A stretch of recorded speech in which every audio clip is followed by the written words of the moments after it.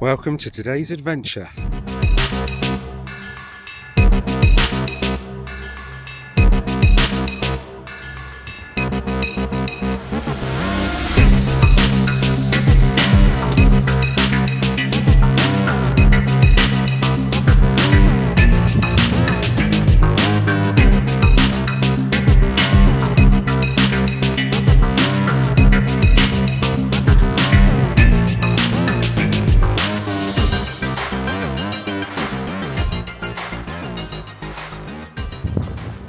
Today we're beginning our exploration of a fascinating stretch of railway history in Devon.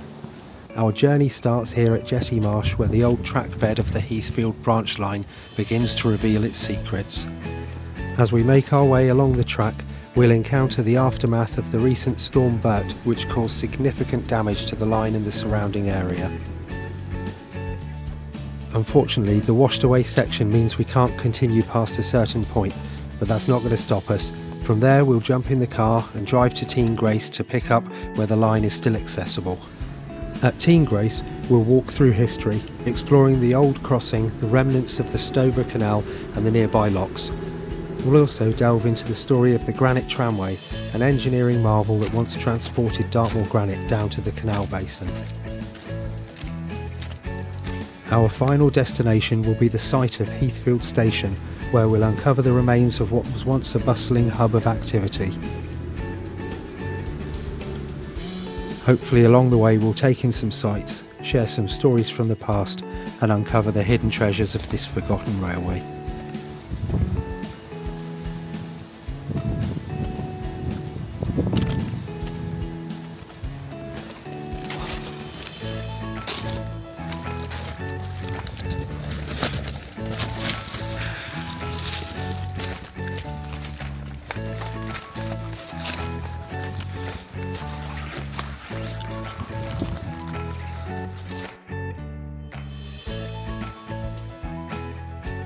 I have to say, seeing this for the first time was absolutely mind-blowing.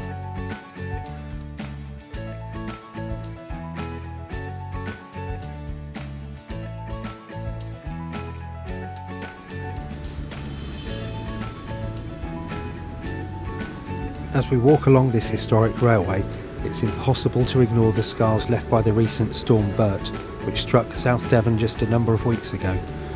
The storm brought with it torrential rain and fierce winds, creating havoc across the region. The River Teign, already swollen from melting snow, burst its banks during the deluge and flooded areas like Teigngrace and Kingstainton.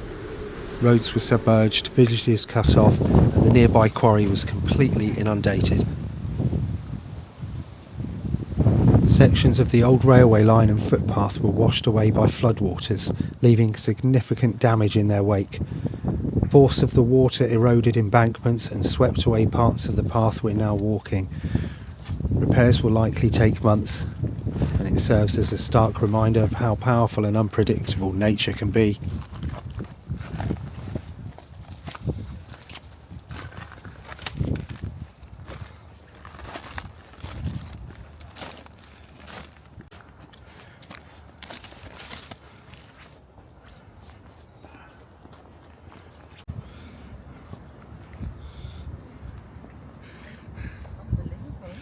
Isn't it?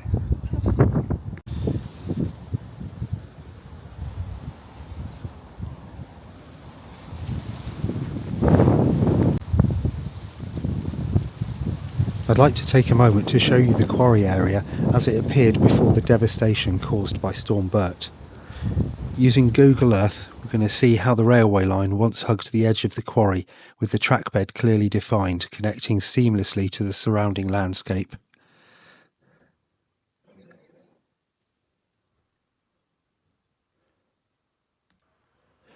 I can't walk any further on this section, so while I jump in the car and drive to the level crossing at Teigngrace, enjoy some scenes from the drone and see how the area has changed.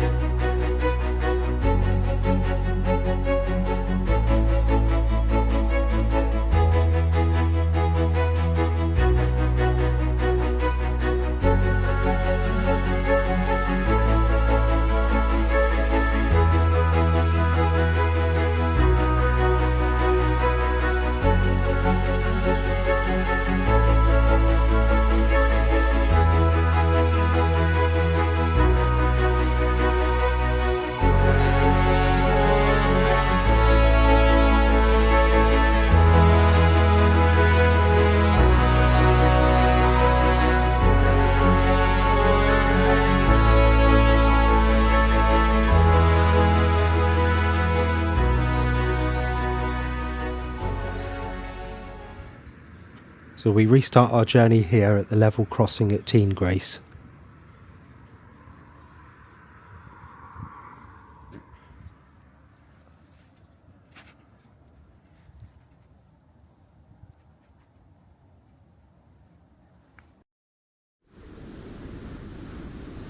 So our destination today is Heathfield. Between here and there is probably about 5 kilometres of disused railway line, not used in about 10 years or so. As you can see already, I think I'm going to have my work cut out.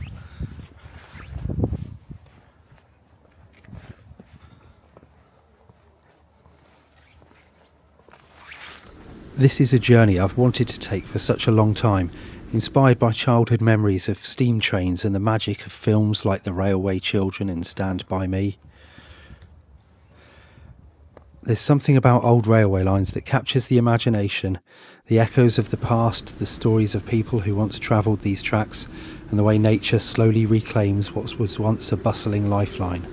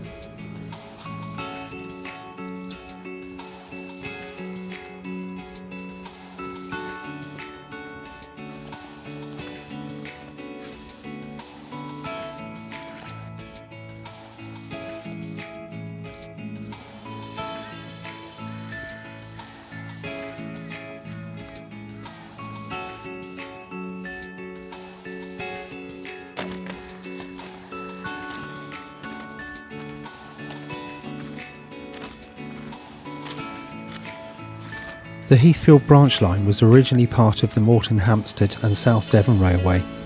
Authorised in 1862, the line was built to connect Newton Abbot to the market town of Moreton-Hampstead, providing a crucial link for passengers and goods from the rural areas of Dartmoor.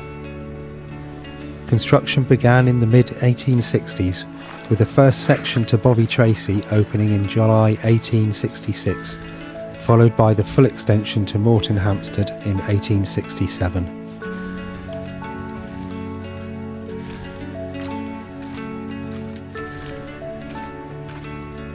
The line was originally constructed as broad gauge railway, consistent with Isambard Kingdom Brunel's pioneering vision, but was later converted to standard gauge in 1892. This railway became an integral part of the South Devon economy, transporting goods like timber, granite and clay, essential materials for local industries.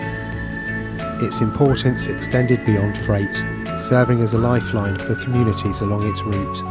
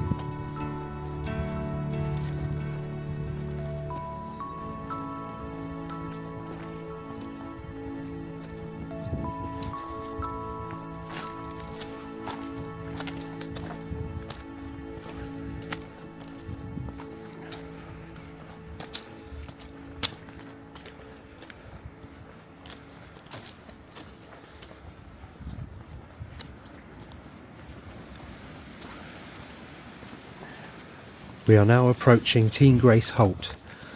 Located near the village of Teigngrace, this halt was added later to serve local clay workers.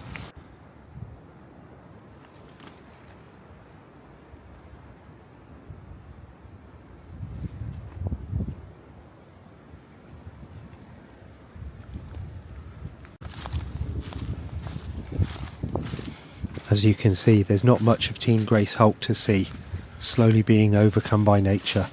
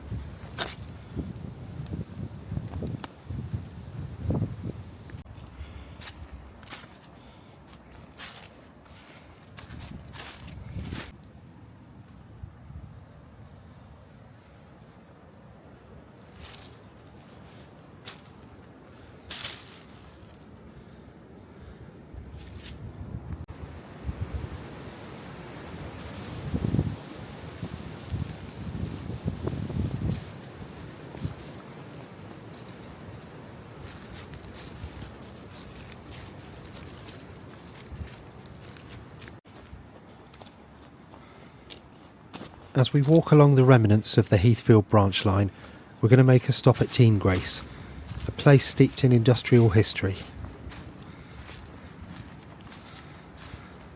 This quiet spot once served as a vital connection between Dartmoor's granite quarries, local clayworks and the wider transport networks.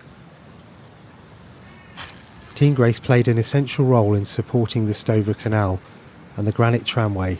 These were key components of an ambitious transport network established by James Templar in the 18th and early 19th centuries.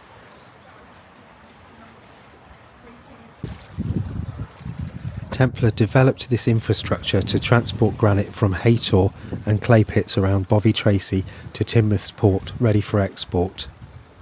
The Stover Canal, completed in 1792, was a narrow man-made waterway running from Newton Abbot to Ventiford Basin, just north of Teigngrace.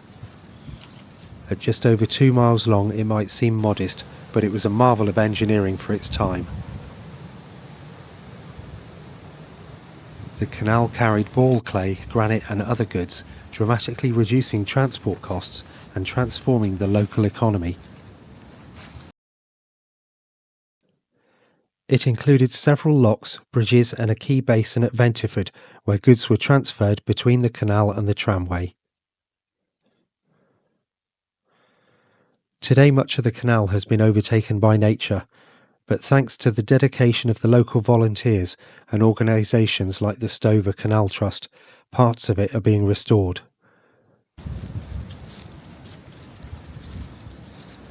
Running parallel to the Stover Canal was the Haytor Granite Tramway, another pioneering piece of infrastructure created by James Templar. Completed in 1820, the tramway extended over 9 miles from the quarries at Haytor on Dartmoor to the canal basin at Ventiford. Unlike modern railways, the tramway consisted of granite tracks carved with grooves for horse-drawn wagons. The wagons carried large concrete blocks of granite used for major construction projects, including London's iconic Waterloo Bridge and the British Museum. Though abandoned after the canal's closure in the 1860s, Parts of the tramway remain remarkably well preserved, with sections of granite rails still visible today.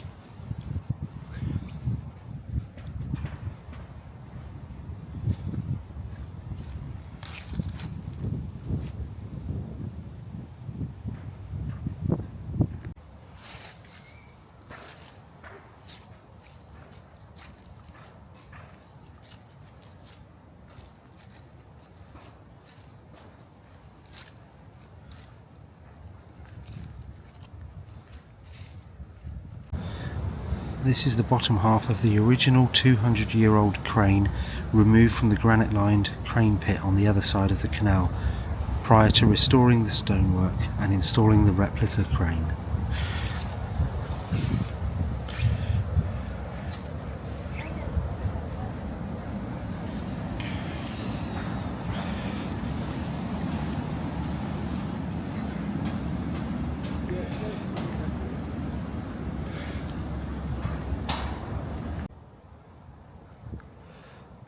Much of what we can see today has been preserved or uncovered thanks to the tireless efforts of volunteers and local groups.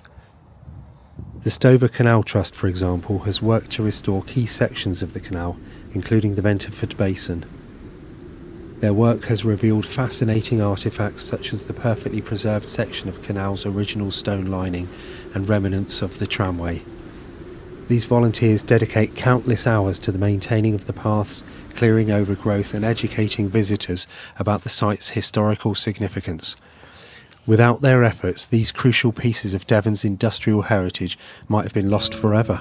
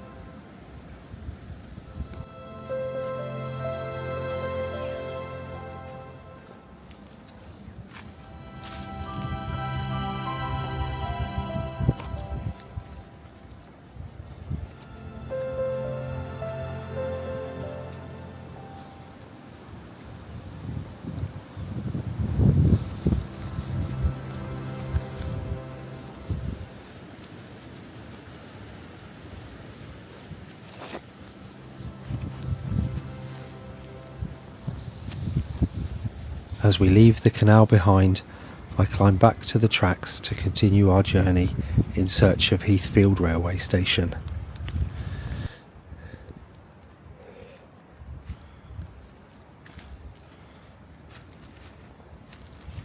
As we walk along the old disused tracks, you can still see old buildings amongst the trees.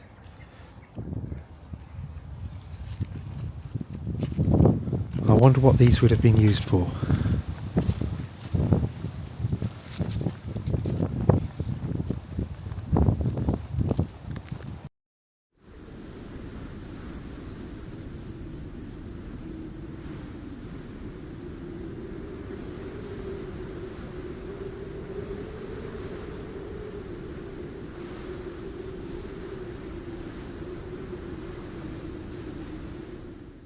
The Heathfield branch line thrived during its early decades, particularly in the late 19th and early 20th centuries.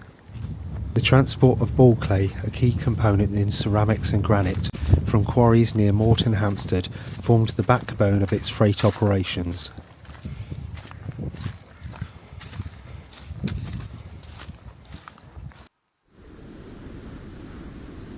Passenger services were steady, with locals relying on the trains for travel to Newton Abbot and beyond. However, the rise of the road transport in the mid-20th century began to erode the railway's significance.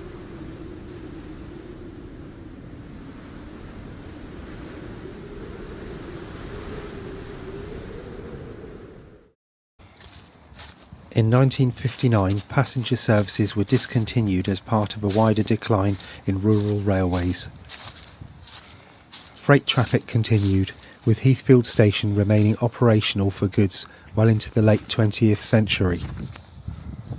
The final blow came in 2011, when the line was officially mothballed, though the tracks were left intact for potential future use.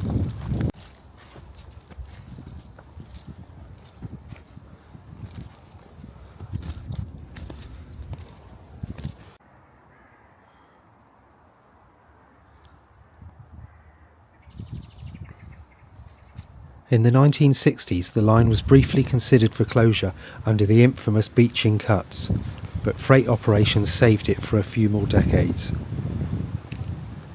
During World War II, Heathfield became a key hub for transporting materials vital to the war effort, including timber for construction.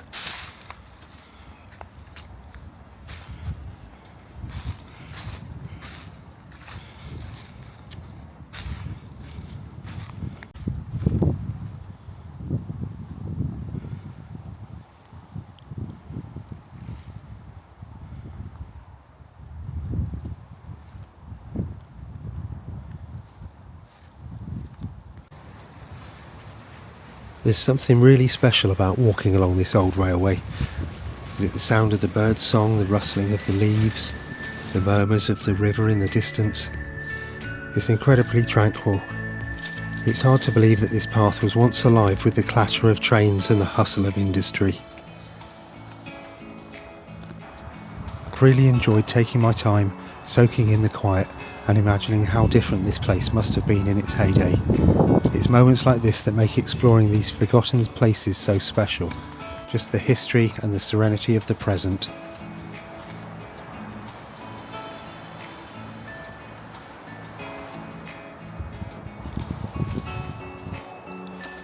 We're now walking past the site where the old sidings once served the English China clay works. It's hard to imagine now, but this area would have been bustling with activity, trains pulling in and out, wagons loaded with clay, and workers ensuring everything ran smoothly. The sidings here were vital for transporting this valuable material, which was extracted from local pits and shipped across the country and even overseas. China clay was one of Devon's key exports, and this line played a major role in that industry's success.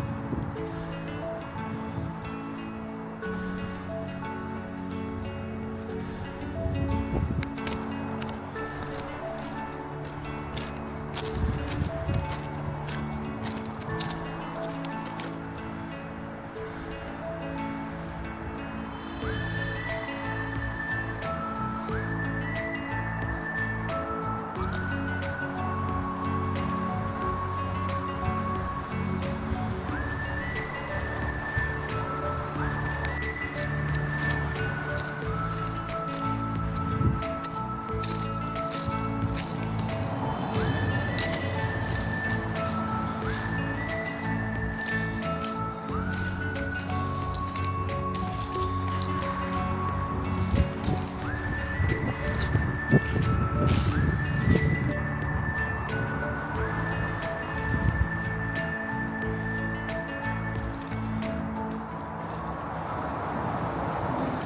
here we are, the remains of Heathfield Station, once the bustling heart of this railway line. Heathfield opened in 1874 as a key stop along the Moreton-Hampstead and South Devon Railway. This station played a pivotal role in the transport of passengers, agricultural goods, and most famously the ball clay from the local pits. Can you imagine this place in its prime? The sound of steam engines pulling onto the platform.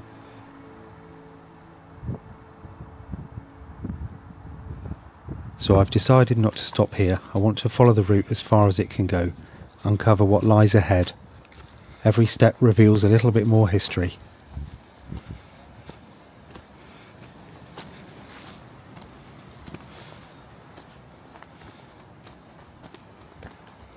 There were moments of hope for this line, including a brief reopening for clay traffic in the early 2000s, but by 2011 the tracks fell silent for good.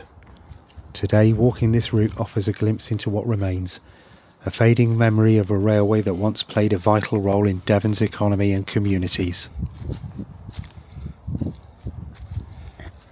Is this the end of the line? Let me know your thoughts.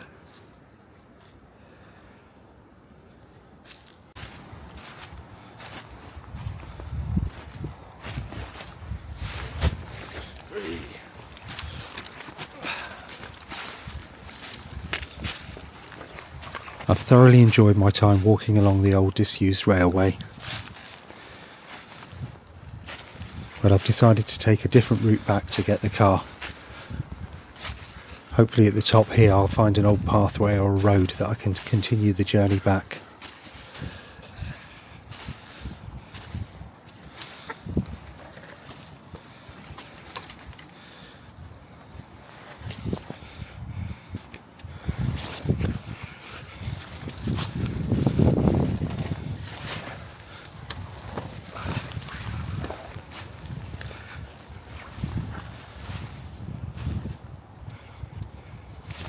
Thanks for joining us on this journey.